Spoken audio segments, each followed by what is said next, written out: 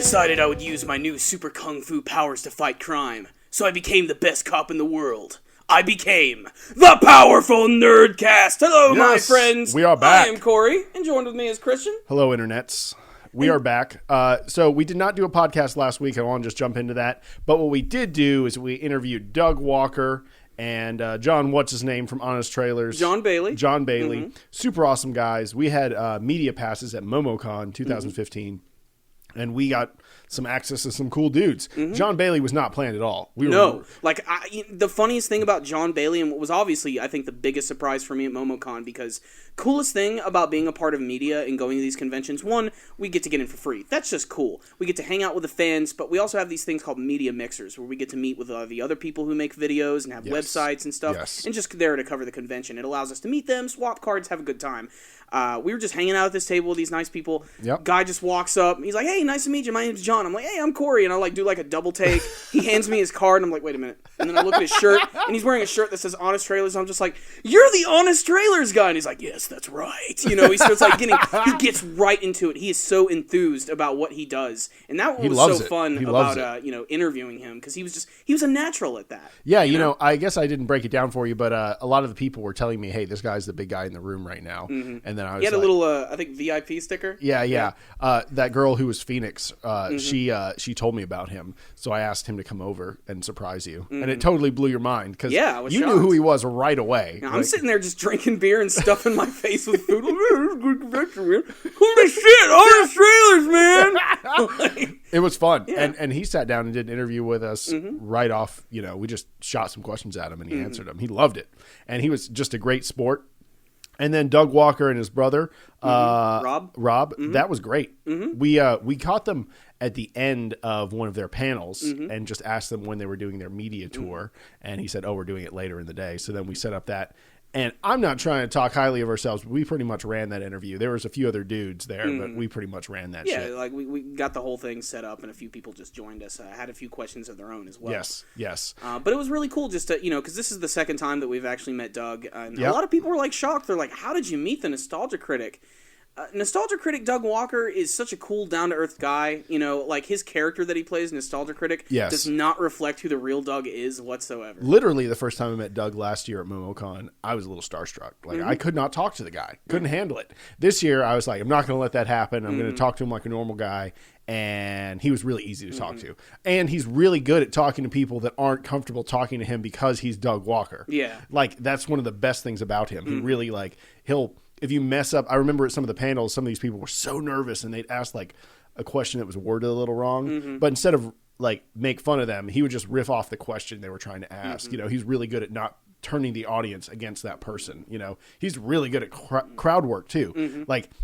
You don't see him interacting with the fans in his videos, but man, he's great at that too. Yeah, when we actually went to the Nostalgia Critic panel, they did a fantastic job with everyone there. He knows exactly what to say to the fans, and he's probably answered all those questions 1,000 times. But he's a class act guy. But that was the difference between those two interviews. The reason I liked the John Bailey one so much is because, and I think it felt more natural for me, is because I'd never seen John Bailey. You don't know what he looks like. Yeah, you hear his voice. So it's just, I was getting over the fact that this guy does these voices. But when you hear them come out of his mouth, it's insane. The guy does one of the best Christopher Walkens I've ever seen. And it's not so much just the standard, hey, Christopher Walken. It's that final, come on. That come on that he does with Christopher Walken is so perfect. And I can just imagine this guy practicing this for hours in front of the mirror. But boy, does he got it pegged down, man. Yeah, he was telling us how he'll come in and do taglines for movie trailers. Let's say they need a little part redone. Because, let's say the line was the actor says, the movie trailer's going out, and then he's like, yeah, and that shit's for real. But then they decide they don't want to use shit, so he'll come in and redub that person's voice. And they don't want you to come in and do a fake version of that person. Like he was saying with Arnold. He's done Arnold a few times. It's not everyone can do that. You have to be the actual person. And he says that's where the difference is between being a professional voice actor and just being some imitator, and he has it down, and he's a professional. He is a professional voice actor. So, and you see the difference because, like you said, his Christopher Walken was fucking spot on. We just threw it like literally at him. We were like, "What were your favorite voices?" He's like Optimus Prime and Christopher Walken. We're like, "Okay, well, let's do Optimus Prime and Christopher Walken leaving a party." He's like, okay, I got it," and he just riffed those lines. That's like my favorite part of that. It was great. I love that interview too because there were a few people left in the room, and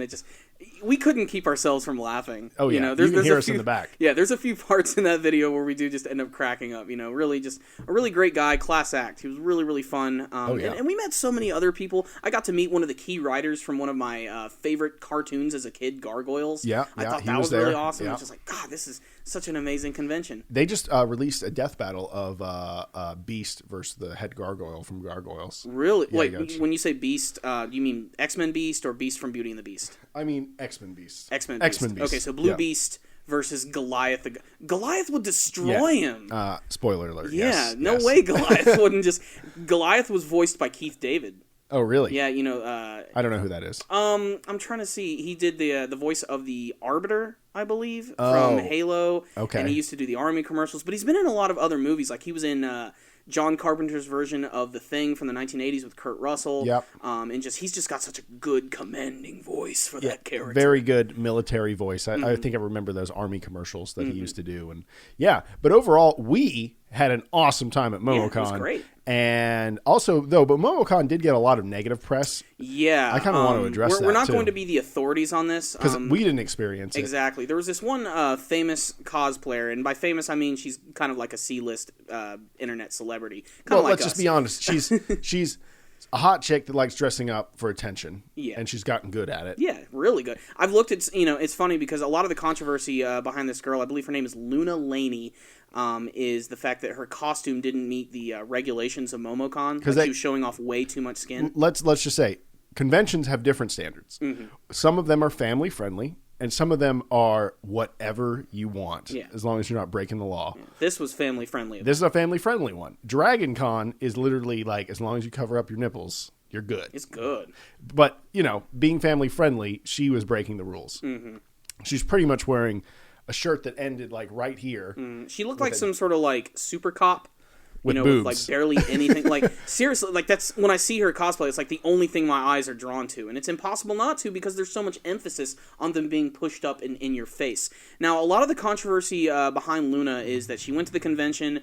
Everything was fine, and they told her to remove her costume. She got to meet one of the higher-ups of Momocon, and they said, no, everything's fine. When she was going over, I believe, to another building, which I believe was the Omni, which was across the street, the security there is what actually stopped her, and then they asked her to leave. And then she decided to put up a message on her Twitter and Facebook. She decided to throw a hissy fit. Basically, yeah, and it just sort of destroyed the reputation of Momocon, ever since, and, when there's a big celebrity like that, or C-list celebrity like that, they have a lot of followers. Within the community, because I'm not trying to degrade her by calling her a C-list celebrity. By no means, I think we're C-list internet celebrities, but I'm okay with that. Yeah, I don't want to be more famous than this. I don't want to be more famous. Well, yeah, but she decided to go up on her Facebook and cause all this controversy. She made a video about how Momocon 2015 bad experience. I think you can Google it. She even claimed that she was sexually harassed at the event, which that's not to be taken lightly. If that did happen, I feel for her. That's absolutely a terrible thing to happen to her. But I wasn't there. I really don't know what went down during that situation. But the problem is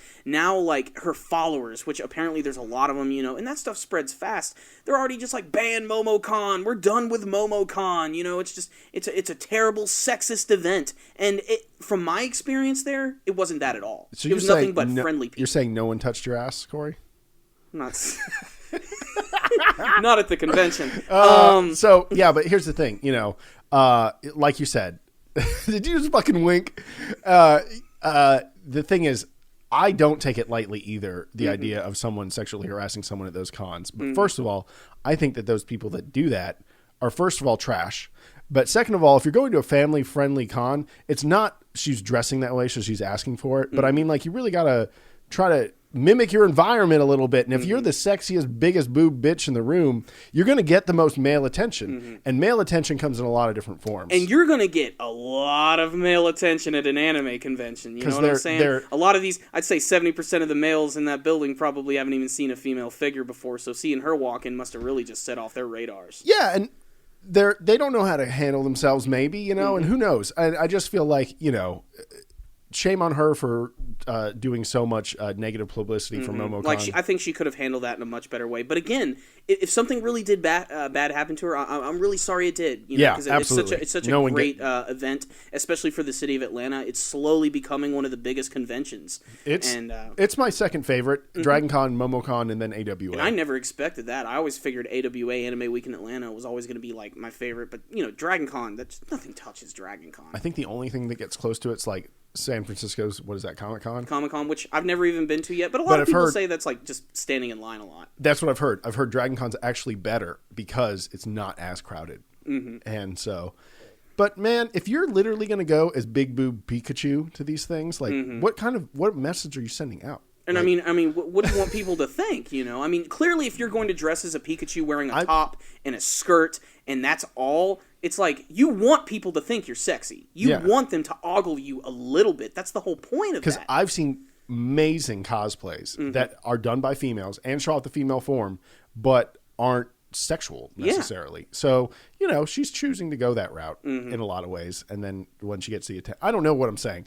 I don't know what's right and wrong. There's a lot of gray area in that situation. And I'm not going to decide what's right and wrong, guys. And the fact of the matter is, you know, even if she did follow policy, which according to her costume, she did technically follow the policy. If the organization says that it doesn't, it doesn't. Because there's gray area. And they made the call on site and she didn't like it. Yeah. And it's a shame she had to drag Momocon. I really hope it's not going to have like a big negative effect next year. Whatever. You know? I'm not. If anything, they're probably going to be a little more, restrictive on the rules. You know. Yep. You know, I remember back in the day when we first started doing like AWA. What was that, like 2004? Like way back when? It was a little farther than that, but yeah, in that ballpark. 2007, 6 in that area. Yeah, exactly. So. Whenever we were doing that, I remember the big controversy was weapons. Yeah. Like, they didn't know how to define people's fake weapons. And now it's kind of changed. Now they have systems like they put tape or something, or they put like sometimes they put like a little like sash or something. Yeah, they put something on there to indicate this is not a real metal weapon. You know, funny story, a couple years ago, and this is, I can't believe I'm bringing this up again. It's the only One Piece character I've ever cosplayed as, and of all the characters from One Piece, it was Usopp. Because I was obsessed with the character. I thought it was really funny, and I actually had the big Kabuto weapon, the big green slingshot, and they actually tagged that in like 3 different places. Yeah, and it was like the most fragile, like you couldn't hurt anything with this weapon. So it just shows, you know, they get really into it. You know, my good friend Ben, he's really into making really like high quality cosplay weapons, and he went as Zoro a number of times from One Piece, and the swords that he creates just from wood look realistic after he paints them and everything. He even makes like the sheaths for them, like out of wood that fit perfectly. Like that's his thing. And I remember like the minute he walked into the building, he immediately got bum rushed by the security, and they had to like tag every single one of his weapons. Which the negative to that is like whenever he does a pose or something, you got those tags all over the place. It just doesn't look as cool. It doesn't look as cool, but at the same time, it's a good safety measure because you can't have someone walking around with real katanas. And the very first year we went there, they didn't do that. So there were people walking around with real katanas. Although I remember you tried to go as Kratos, the god of war, and they wouldn't let you go without a shirt. Yeah, so I put on a Hawaiian shirt with no sleeves, and I was Hawaiian Kratos because I was like, whatever, I'm still whatever. I shaved my head you for had it the Blades and of Chaos, and it was Kratos on vacation. And even, remember our good friend Cody? Yes. Hard Gay? Oh. This is a video you can probably still look up, too. Oh, my God. Let me see if I can look up the title of that real quick. But Hard Gay is this character from Japan, this super blatantly gay character who kind of looks kind of like, I guess... he's like a wrestler, though. It's like Hulk Hogan's Japanese gay wrestler. Basically, yeah. He's got like the chain collar and, you know, all leather and everything. And okay, here it is. AWA Hard Gay 06. You can look up that video. This is a video of us before we even got close to doing the super commie stuff. If you just want to see us regularly hanging out like at an anime set. And it's funny thing about that, we just made this to make this. Yeah, we were just dicking around making videos. Like we didn't have any intention of doing anything big with that, but I'm glad that video is still there, and my God. The hilarity of when he walked into that building and just threw his crotch out and just yelled. Just the whole building stopped for a second and turned, and it was crazy, and it didn't take 30 minutes before they kicked him out. That video has over 10,000 views. Yeah, that's right. Way back in the day. Yeah, 43 up, 5 down. We need to take that back. No, we don't. What, you don't want Hard Gay on our channel? Nah, I'm good. That's such a funny video. It's 4:3 too. Wow, that's back in the day when we recorded things in 4:3. Wow. So anyway, AWA, or not AWA, sorry. I got that. Momocon 2015. Awesome. Highly recommend you guys go to anime conventions. There's just so much to do. Lots of cool friends to meet. It's like an endurance race in some ways because you have to endure being around all these people and you have to walk a lot, so you get tired, but at the same time you're surrounded by things you like, and it's like this like it's like the nerd equivalent to Hell Week that the Navy SEALs go through, but it's fun. Yeah, it's awesome. Like, you know, I already met a few people that are probably going to try to be on our podcast show and everything, and they were great guys. Like, I remember I went on Sunday and we shot the shit about Gundam for like an hour and a half. Just sat down, had some food, and just relaxed. Like, yeah, I remember I was talking to those guys for a while about like business stuff and how they want to grow their platforms because that's kind of like what I'm into. And then all of a sudden, you and them started talking nerdy, and I you were so nerdy I kind of zoned out and took a nap in the corner, and then woke up an hour later and you guys were done talking. I mean, when a cute girl comes over to you and starts talking about anime, you know, you got to keep talking back. You're like, oh, like, this is rare. Yes, let's continue this conversation. Yeah, so here's a girl that's actually vertically challenged who's doing an Ewok. But that's not super, adorable. That's not super sexualized. No, though. it's not at all. It's cute. It's Ewok-y, and compared to what Luna was doing, you know, night and day. Night and day different. You know? Like I said, it literally pushes them up into your face. She had to like struggle for air. Those bitches. And like I said, I looked at some of her old cosplay. It's all that. It's all just barely wearing anything, and just look at my boobs. You know, just justify my existence, please. Please, you know? Pay attention to me. She watches this, she's going to be pissed. I'm sorry. I'm sorry. I'm sure you are a good cosplayer, but I mean, you know. Probably a horrible person, though. Yeah. Probably. But that was Momocon. It was fun. You know what's not horrible? What is not horrible? Is the best movie of the summer, which is not Ex Machina. Okay. It's not the Avengers Age of Ultron, and it's definitely nothing else that's coming out. And how much did it cost? How much did it cost to watch? It's nothing. Free. It's free. It's on YouTube, and it's Kung Fury. Check this out immediately, guys. Oh my god, this movie is so much fun. And how long ago was it that you showed me the trailer? I don't remember. This? I know pretty much as soon as the trailer came out, I was on top of it. But you can even, if you want to get like a precursor to what this movie is before you try to sit down and watch all 30 minutes of it, watch the trailer, and it's Kung Fury. And I don't know. Let me see. It came out. That can't be right. The original trailer probably came out a long time ago. They're re-releasing trailers, but I see a year ago the trailer came out. And what happened was this movie was crowdfunded on either Kickstarter or Indiegogo. I forget which one. They're kind of the same thing. And the thing earned like a ton of money, like over $500,000. And this thing is full of special effects, so I'm sure it took all that money to make it.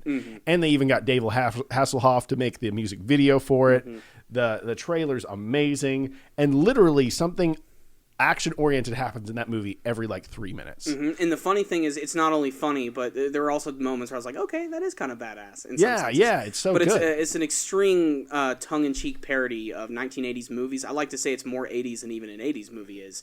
It's just so extreme, and it's all about this one cop who gains these kung fu superpowers, and he ends up having to go back in time to stop Hitler from taking over the world with his evil arcade machine robots and his Kung Fuhrer power. He's not the Fuhrer. He's the Kung Fuhrer. The Kung Fuhrer.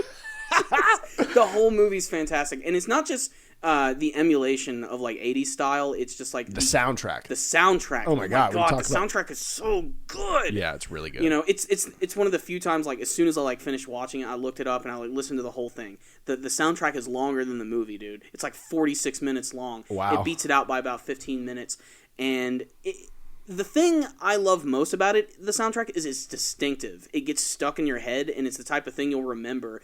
And it makes me look down on all these other modern movies that have just such stock music for their movies. Like, do you even remember a single music track from the Avengers? Or, like, a theme that gets in your head at all? None. But you remember the Jurassic Park theme. You remember the theme to Back to the Future. You're going to remember Kung Fury's. Yeah, scoring is kind of what they call it when you're making music for a movie. Like, the score of a movie is so important. Like, I kind of remember what the soundtrack of like Pacific Rim was. That always seemed really interesting to me. I basically just remember the main theme from the main theme. Yeah, that's probably a good way to put it. It was that scene I think where the robots went out for the very first time into the water. Yeah. Dun dun dun dun dun dun dun dun dun, and then it picks up and it's just that's really important to the identity and the atmosphere of the movie. Yeah, and this one takes it to level 10 though. I mean, it goes nuts. What I loved about it too when we were watching it, like the first 5 minutes, like I had to pause it at one point because I was laughing so hard, like I couldn't see and I couldn't breathe. Yeah, you had kind of forgotten about it because it had been a while since I was like, "Did you know Kung Fury came out?" And you're like, "What? What? Wait a minute! You remember that trailer?" You're like, "They made that into a movie?" Because we just thought that trailer was just going to come out and disappear and just be some amazing piece of internet history. But then they raised I got to look up how much they raised. They did a fantastic job with it too, and it is polished as hell. And I mean, they got some big people on board too. And I believe the guy who made it, I believe he's Swedish, and and everybody else that's in the movie, aside from like Hasselhoff and everything, they're all just like his close friends. Like there's the character of Barbariana, the barbarian Viking chick who rides on the giant wolf. That's like the director and writer's girlfriend, and they just put her in costume and stuff. Okay, so they raised $630,000 to make this, and I guarantee you they used every penny of it. They had to because those effects were really good. It was not like I believe that's Kung Fury and a Viking riding on a Tyrannosaurus Rex. But, it looked good enough. It looked better than the shit you see on Sci-Fi Channel. I think it looked just as good as some movies. Yeah. It's not... but it's corny because it wants to be. It's very self-aware. Beyond self-aware. Yeah, I bet it could be even better looking if it wasn't still trying to be funny. But there's also things that just look ridiculous, like when Kung Fury's fighting all the Nazis. He does it backwards bicycle kick, and that's not real. You can't physically do that, but it still looks real enough. And that whole scene is really well done too, because it's I don't want to say it's one continuous shot. There's probably a few cuts in there, but it's just a whole side-scrolling shot, kind of like an old video game of just seeing this badass kung fu cop just beating the crap out of these gas mask Nazis. And of course, what's some of your favorite lines? Whenever he's talking to the commissioner, and he's like, "I'm the only one that could have taken out that."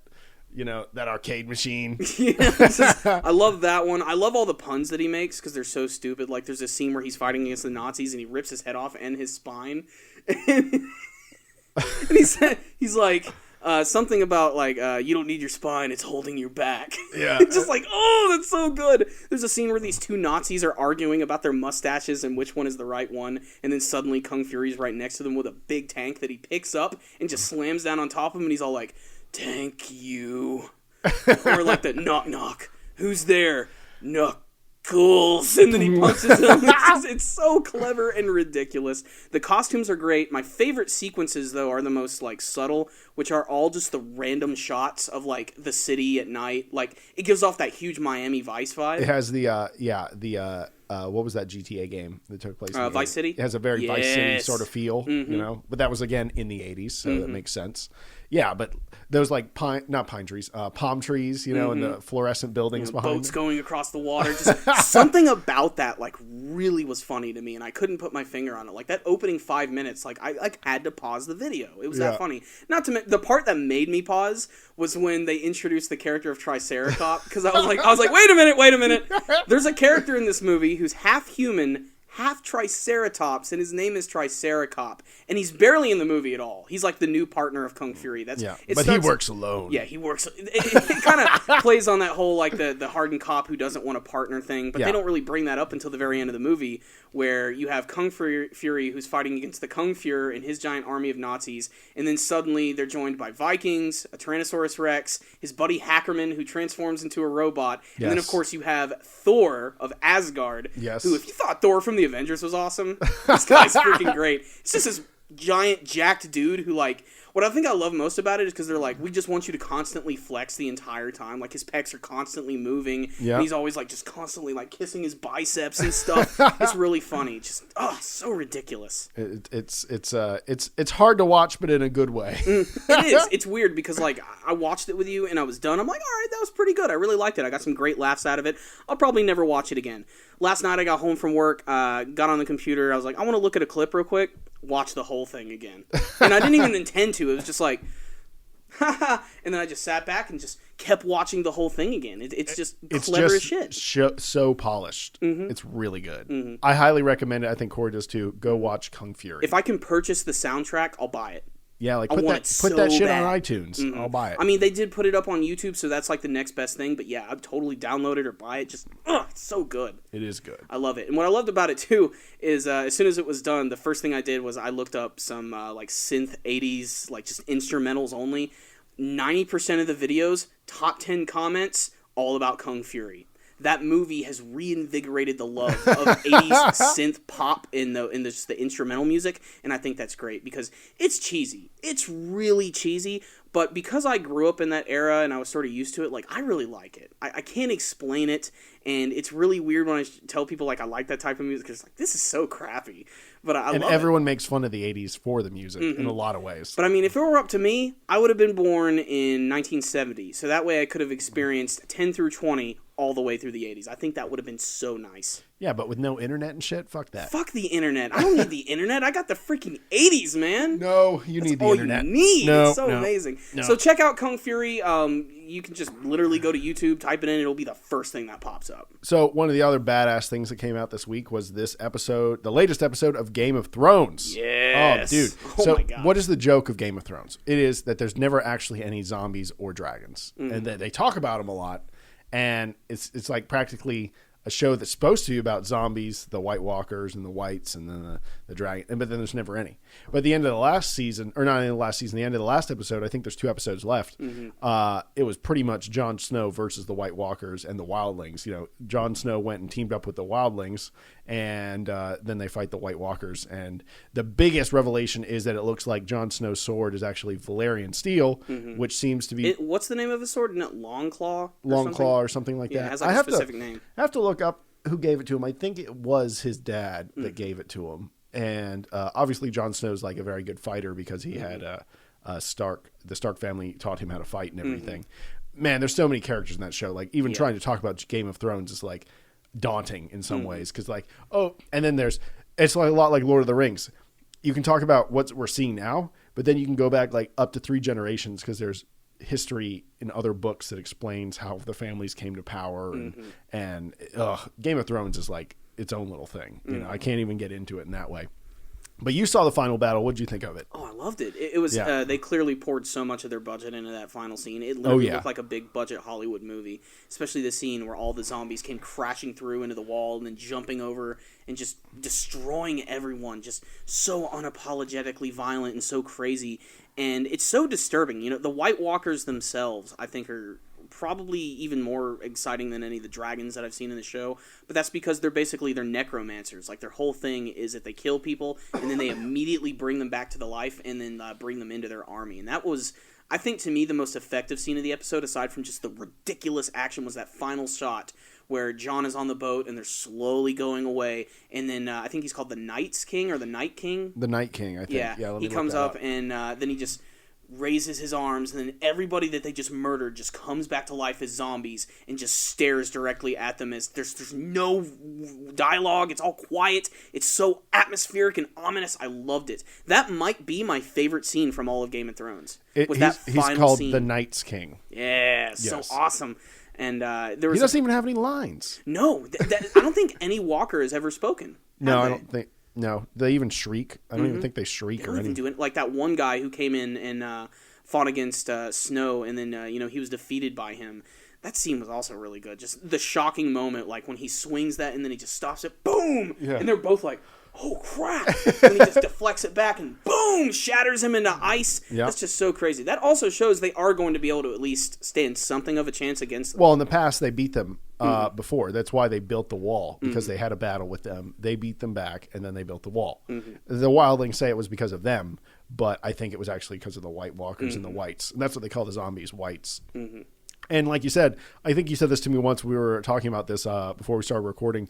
It's like the zombies will fight until there's nothing but bones, you know, like they're very... Something about that was really creepy to me. Yeah. Because, a lot of times you see zombie movies, it's when they become a skeleton, they can't, like, do anything. Because they physically have no muscles. Yeah, but anymore. in this show, like, it's even when they're skeletons, like, the magic controls them in a way that, like, they're going to crash through walls, and they're just so terrifying. Like, if you shoot a skeleton in the skull with an arrow, it's not going to do anything. No. It's just going to keep coming at you, and that's just so disturbing. You pretty much have to cut his head off. Who is that one character who's that big giant guy?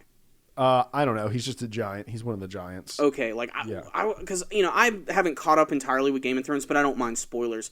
While watching that scene, that one guy who came out of the hut and just started stomping on them and then picking up the log and smacking them, like, who's that guy? Let's get, like, 10 more of these guys in here and just, like, start messing all these guys up. That would be great. Yeah, the giants are actually a race that's almost wiped out. They seem to be a very thinly available race to the I guess you want to call them the allies. There's no allies in Game of Thrones. There's just a bunch of different factions. There's you could say, I don't even say there's good and evil. It's kind of black. Everyone's just working to become powerful. It's kind of what they're all Some chasing. of them go a little extreme than others. Yeah. And one of the things I've really liked about this season is that the Queen Cersei, is that her name, or the queen that's at King's Landing. Dude, you're asking the wrong dude. Yeah, I know. See, I fucking need to learn all these names before I try to talk about Game of Thrones. You're the GOT guy.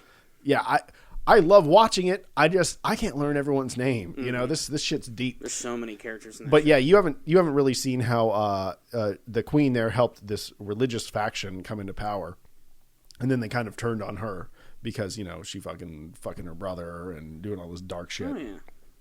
They're like, look, you're going to jail too, because she was just going to get the new queen that had just married her son taken away because her brother is gay, and that's like against the church rules.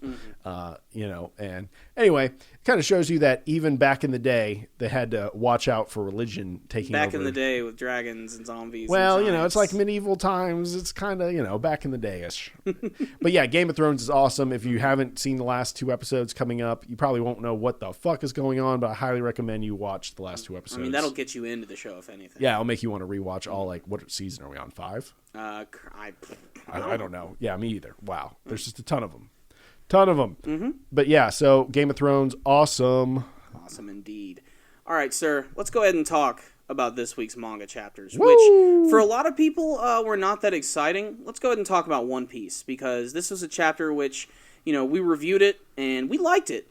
I still stand firm that I liked it a lot. I thought it was a really great setup chapter. It was finally the return of Luffy getting ready to fight against Doflamingo and deflecting the attack from Rebecca, who's been controlled by Doflamingo as well. I loved everything about it, and I don't know why people are complaining about it so much. It's not like it was Bleach bad or anything. Here's the thing. I stand by that I like this chapter too that came out this week. I forget the number, 789. Yeah. And the reason I stand by it is because the build-up progressed a little bit. Excuse me. And with that in mind, it's still really fun. Maybe it did trick me into seeing the same stuff kind of twice, besides the Violet stuff and the Rebecca stuff. But one, Luffy got back up and is now in the fight. And I don't mind. I was excited about everything that happened in this chapter. So I especially loved how Gott's return and started announcing everything about him, and everybody just was completely turned their attention to Gotts, and it's like, oh man, Luffy's about to come back. We just got to push just a little longer, and he's finally going to defeat him. And this might be something that works better in the anime version when they eventually do get to it, but we're just going to have to wait and see. But I thought it was handled really well here, and I'm so excited for that final battle. Yeah, absolutely. It's gonna be another so great example of looking better in the anime is today when Obito turned on Madara, and you saw him pull some of the beast chakra out of that big ball. It's the singular reason to check out this week's episode of Naruto. The singular moment, and then the flashbacks happen, and you can just turn it off, and we'll tell you when to come back. I went into that review knowing that it wasn't going to be the best episode, and I know that not everybody was going to agree with me, and a lot of people don't. A lot of people wanted to see the flashbacks of Obito's grandmother and all those things that we never seen before. But I've said it before, I'll say it again. These are all events which have been implied or something that we really just don't need to know to move the story along. And it surprises me that they're adding so many flashback scenes because the filler is done. The manga is done. We need to start moving more towards the story. There is absolutely no reason to pad this out any longer. And that's not to say that during this arc there weren't any flashbacks. In fact, the episode that they did today, there was a flashback sequence. but they didn't even use it yet. They're going to be saving it for next week's episode. So it's just like, wow, they could have just totally included that in this one right here, and we could have immediately gotten right back to the action in the next episode. But now we're going to have to wait another week. We got no choice. Yeah, I'm sort of whatever. And then fucking One Piece is on break next week. Yeah, every single time something cool's about to happen, we're on break. And I don't know if it's because there's something scheduled in Japan. Maybe Oda just decides he wants a little bit of a vacation. Maybe he's sick. I think he wants more time to draw panels. I think that's what he wants to do, too. Because I don't think anything's bad. Because as much as we want to believe that a lot of these chapters are like done weeks and months in advance, they're really not. A lot of these things are like South Park episodes where they work on them to the last second. Story is outlined a month or two in advance. But I don't think that artwork is done. It's like, okay, so we've decided... We've seen the story progress, and now we're here. How much can we fit in here? Okay, now let's try to decide how to visually represent this. Who knows? Maybe we're completely wrong. We literally don't know. Yeah. That's the thing about waiting for these things. You're always like waiting on the edge of your seat for the next chapter.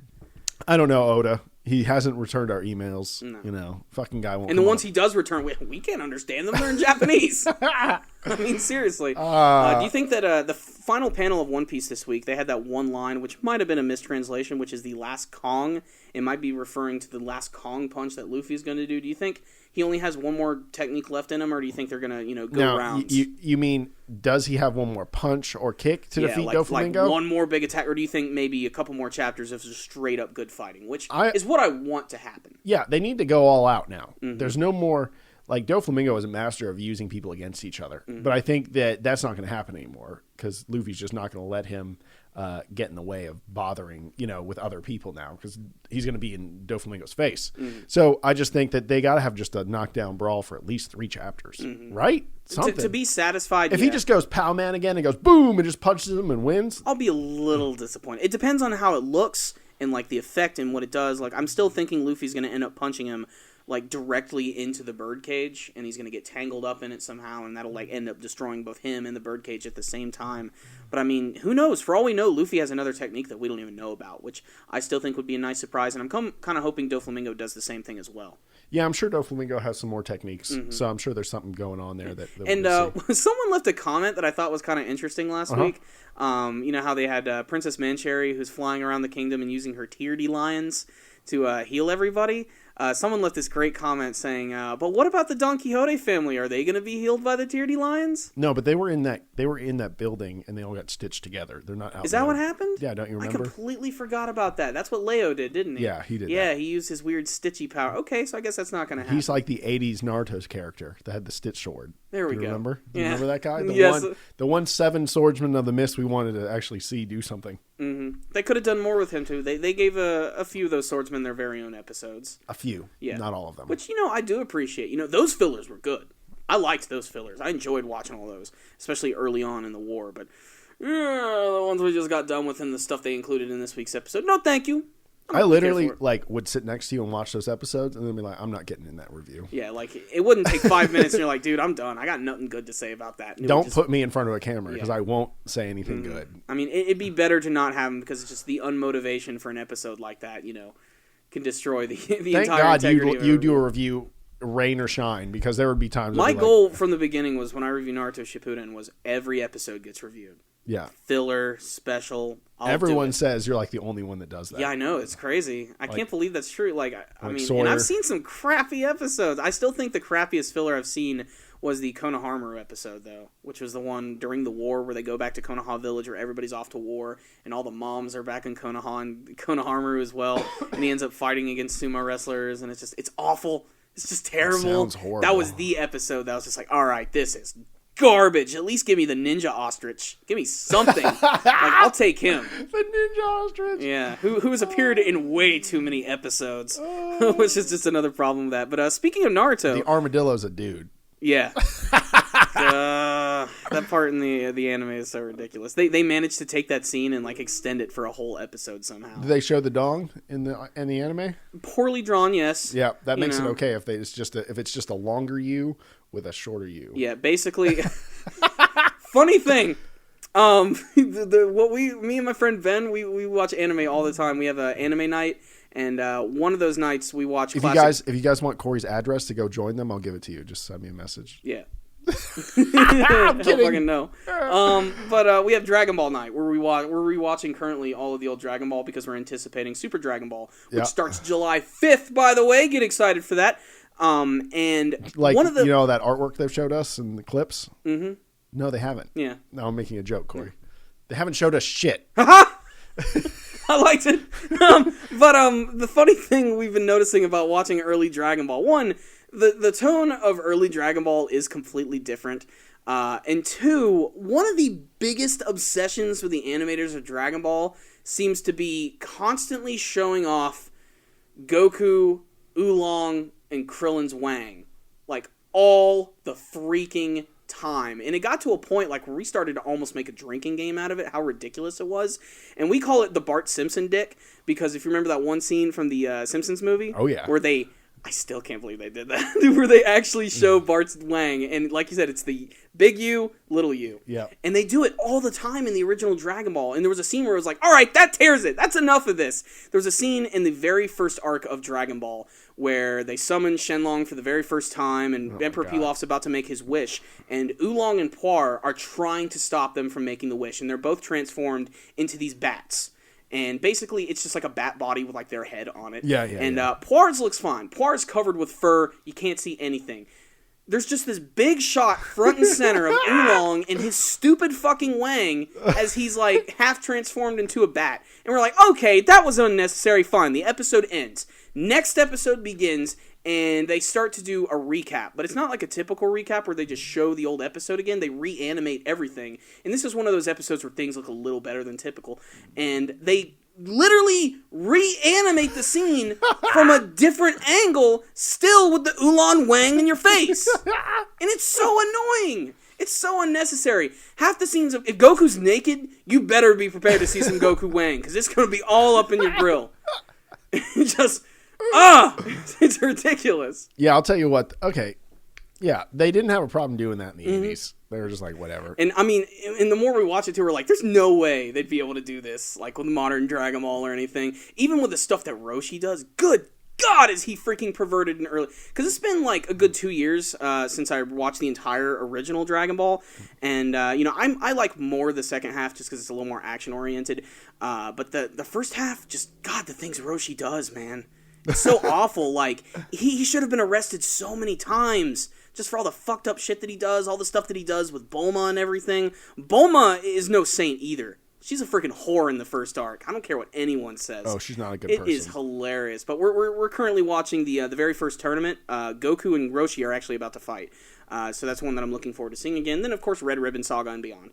So that's going to be really exciting. But yeah, Dragon Ball Super coming this July, hopefully without Goku, Oolong, and Krillin Wang. That would be nice. Oh, my God. Yeah, hopefully with more action involved. And this is somehow going to segue into today's Naruto Gaiden chapter, which was action-packed, yet again, which is really good because I think they need to get as much action as they can in this story because it's going to be a mini-series.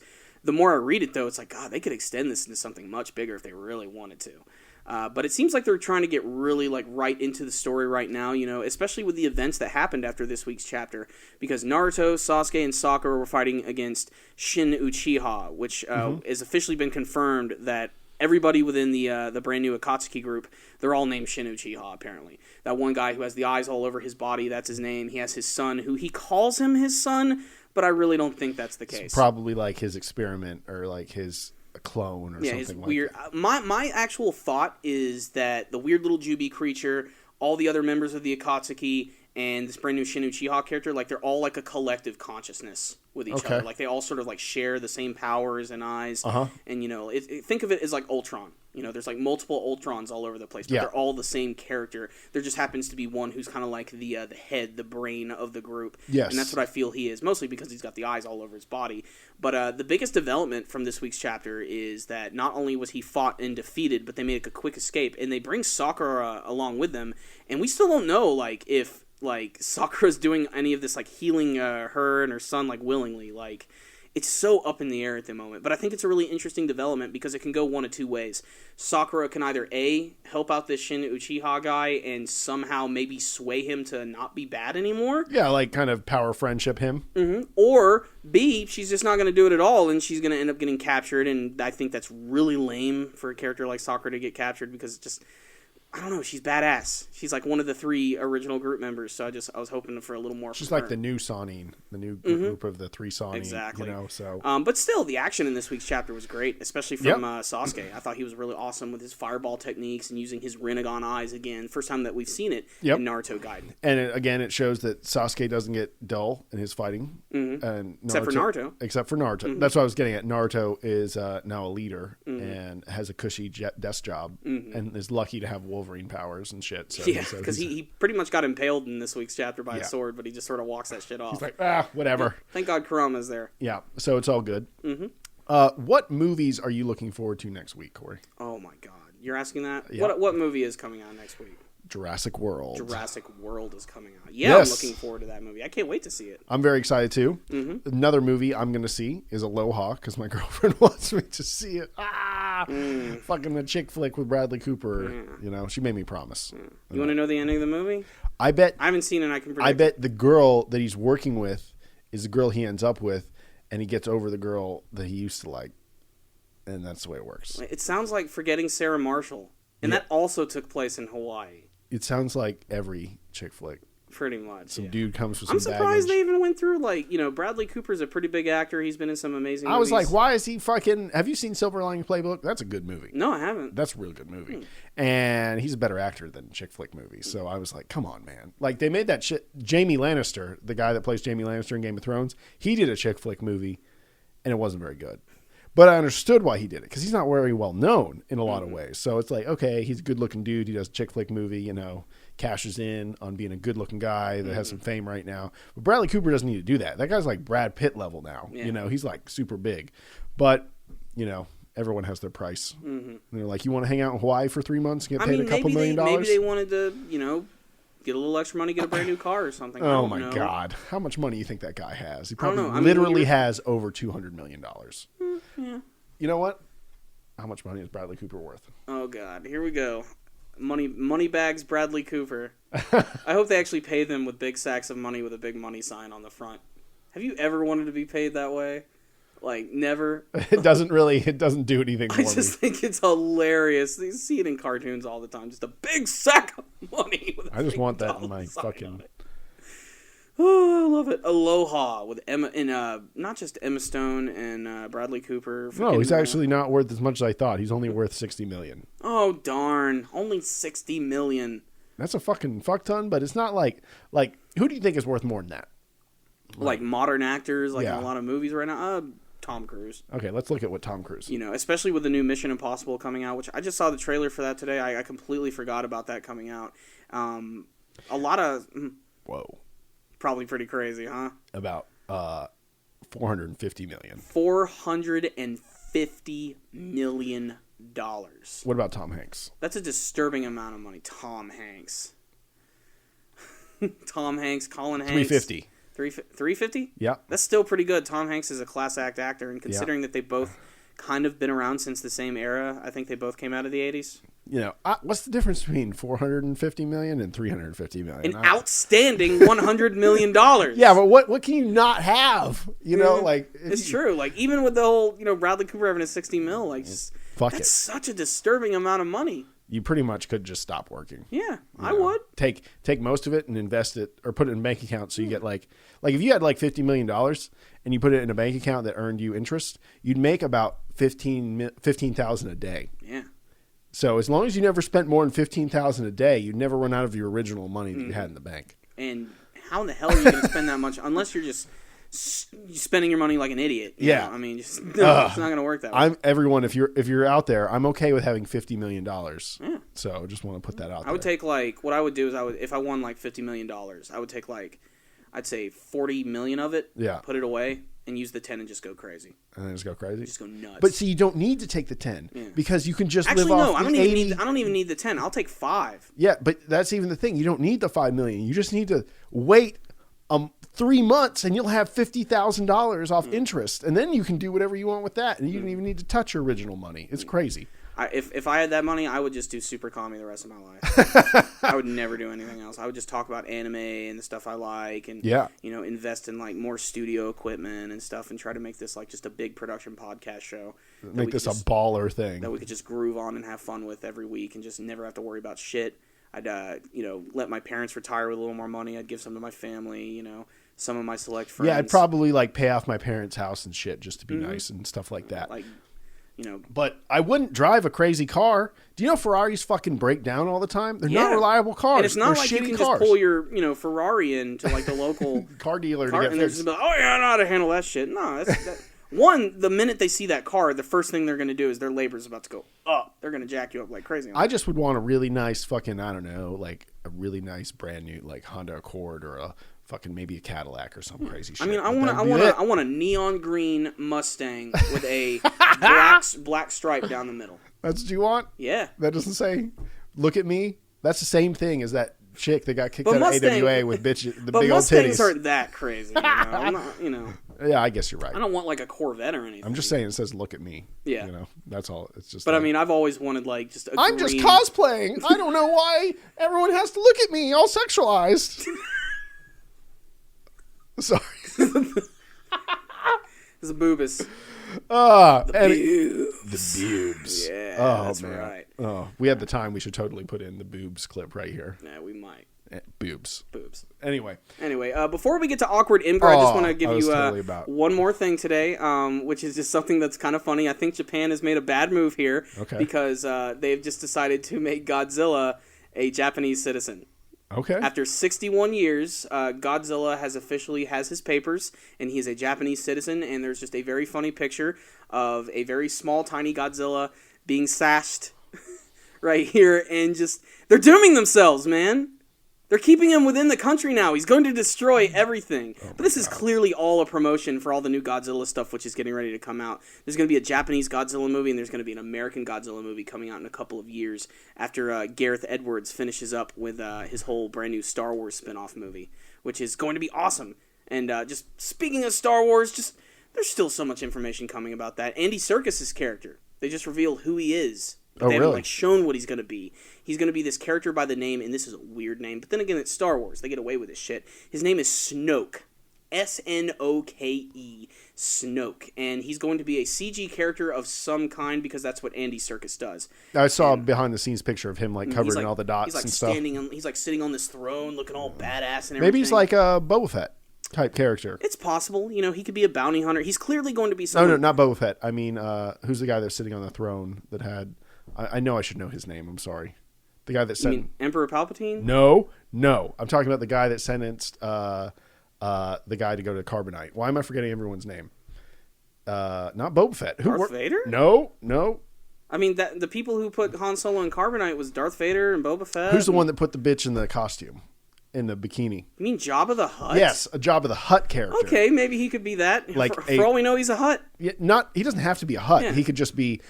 some dirty warlord, big CGI character like that, some Jabba the Hutt character. But I'm really intrigued to see what he's going to do, because in the very first teaser for Force Awakens, it was his voice who was doing the narration. So everybody's been trying to figure out, what does that voice fit with? How's that going to work?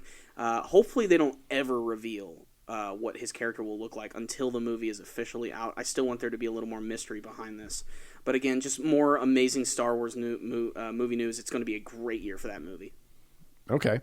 I'm pretty excited about the new Star Wars, but nowhere near as much as you. I mean, I know that. I'm not going to even... For me, it's still movie of the year, without a doubt. You haven't even seen it. And with that, it's time for Awkward Imgur Readings! That's right, Awkward Imgur Readings. We're going to take a look at some awesome pictures from Imgur, or Imgur, whatever it's called. They don't really say. What I will say is we will put these pictures up on screen so you guys can see with us. So we're going to go ahead and start from the beginning.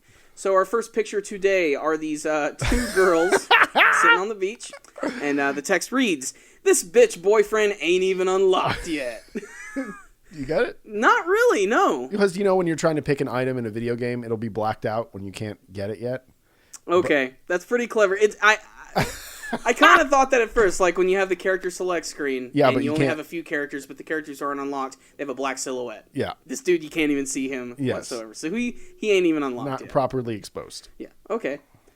This next one is this woman sleeping on a train, Alaska, Nebraska, at Alaska, Nebraska. This bitch be dreaming out. And she has the chicken sandwich above her head in a thought bubble. That's amazing. Yes. It's so mean, too. Yes. Because this woman is now going to be immortalized online forever for this chicken sandwich. Well, she's dreaming out loud. Yeah. You know? All right, that one's really good. This next one's kind of fucked up. All right, this but it's next funny. one is pretty weird. All right, it's this dude who's just decked out in SpongeBob gear, and it says, when you see a fine-ass girl, but she says she's only 13, and he is down. That is so messed up. Super Comic Guru 9000 does not endorse this, but it is funny looking. But it is part of the podcast. God, even the headband, it's got little SpongeBob If eyes you think on that was bad, wait till you get to the next one. Okay, here we go. We have all the Dragon Balls, and admin Fred just said, I'm about to bring back Trayvon, y'all. I hate that you made me read that. I'm sorry, guys. It's too good. It's too good. I mean, within the context of Dragon Ball Z, they could make that happen. He only died once. We just lost half our viewers because of that one right there. Yeah. Okay, next one. We have we have a cat who's in a ripped bag of Chinese food, and it reads, when the Chinese food is undercooked. Where in the hell did the whole myth about Chinese food, Chinese restaurants cooking cats come from? Like, is that a thing in China? Yeah. Like, do they eat cats? They eat everything. Like, just, if it walks and it breathes and they can somehow process it into food, they will eat it. Yeah, it's meat. That is fucked up. I had a Chinese girlfriend. You remember her? Yeah. I don't want to say her name, but she was from China. She like moved here when she was 16, and she said she'd go to her cousin's house and play with their cat. And then one time they called her and said, "Hey, we're going to cook our cat."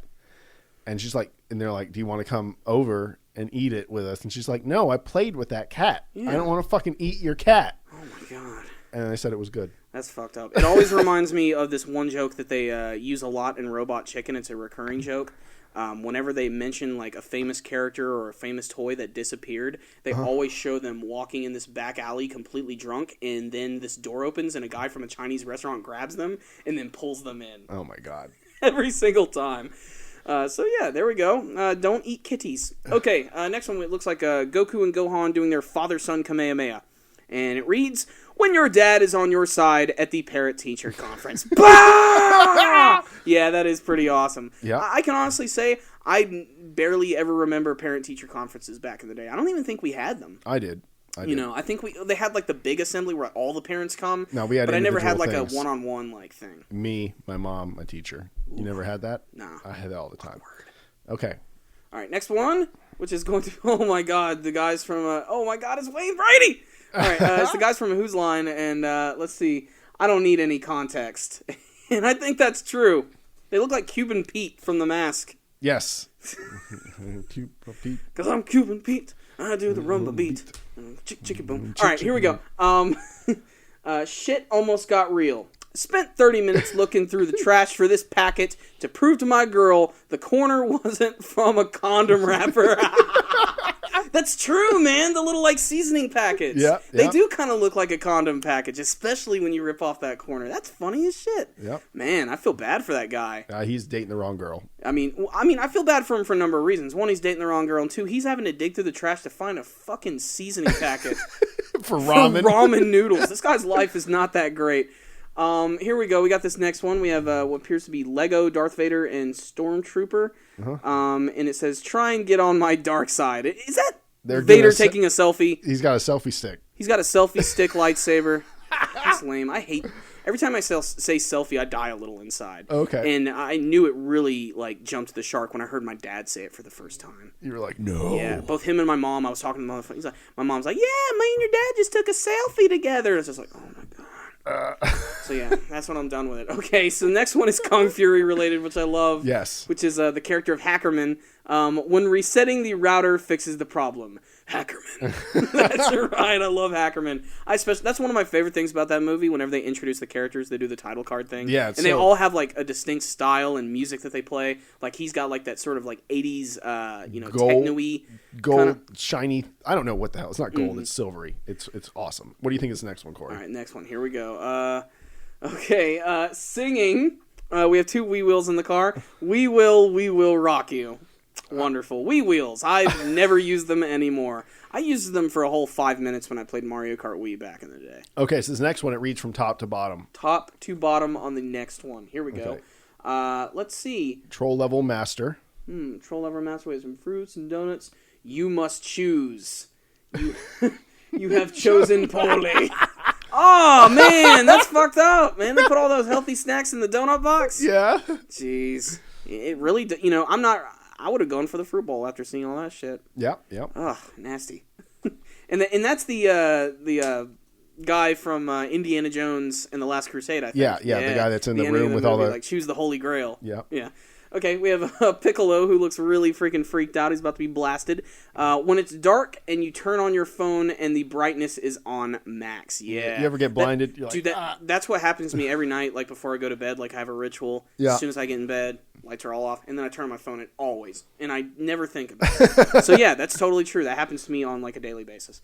We have what looks like young Vegeta fighting against a group of Cybermen. They're all getting ready to be blasted away, and it reads, "When all the ugly bitches try to flirt with you, bah! Just destroy them all. Don't we need key powers so we can get rid of the grenades in the room?" Okay, here we go. We got Professor Samuel Oak. Who knows that it's Samuel Oak except for me and, the entire Pokemon fan base. We have 3 pictures of him, which are all funny. When you're trying to decide which selfie is best. God dang it. I like the thumbs up one. Go with that one, Professor Oak.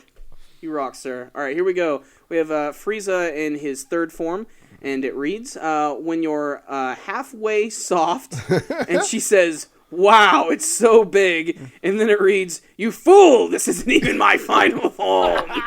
That's gross. I didn't really like that one very much. This last one's a classic, but I find hilarious. I've never seen it, so it's new to me. Yeah. It's this little, adorable little baby with little boxing gloves. He's sitting there. It says, "Pray for my baby cousin. He's only 3 months. Nothing wrong with him. He's just ugly as hell." Aw, that's not fair. He's so adorable with little boxing gloves. That's amazing. It's kind of an ugly baby. All right, so there we go. That was some more awkward Imgur. Corey made it through again. Just so you guys know, I choose all these that I think will embarrass Corey the worst, and then we make him read them live. And awkwardness ensues from Imgur. So, Therefore, awkward Imgur. Anyway, okay, I'll wrap this bitch up. Thank you guys again so much for watching. We really do appreciate it. Not going to lie. We wouldn't do this if we weren't getting some views. Mm-hmm. Or else it'd just be Corey and I hanging out in a room alone talking into microphones and pretending we were important. But we actually really liked this one. I did, actually, Corey. Mm-hmm. I thought that I love talking about the manga, but I felt like we did more than that this time. Love that. We want to try to talk about the manga because we know you guys want to hear about that. That's always one of your biggest questions. But remember, we do review all of those, so make sure to check those out because we go through them very thoroughly from beginning to end. Yeah, I think this podcast is more supposed to be a broader stroke than just anime. That's not to say that we're not going to talk about them, but it's probably going to be one of these shorter segments each week, unless just something insane happens. Completely goes down, in which case, nothing's happened quite yet, especially to say the least in Bleach. Anyway, you guys, if you like these episodes, please make sure and give us a thumbs up. Please make sure to subscribe to the channel. Please make sure to follow us on social media. You can donate through the PayPal link. You can support us with the Amazon link if you want to just shop with Amazon. Most of us do. I buy a bunch of stuff on Amazon. If you just buy it through that link, though, we get a little cut of that, and Amazon's happy that we sent you there. So. And please give us your viewer questions and suggestion topics. We want to hear from you guys because you guys make this show possible. Absolutely. And again, you guys, thank you so much for watching. And until next time, stay dandy, baby.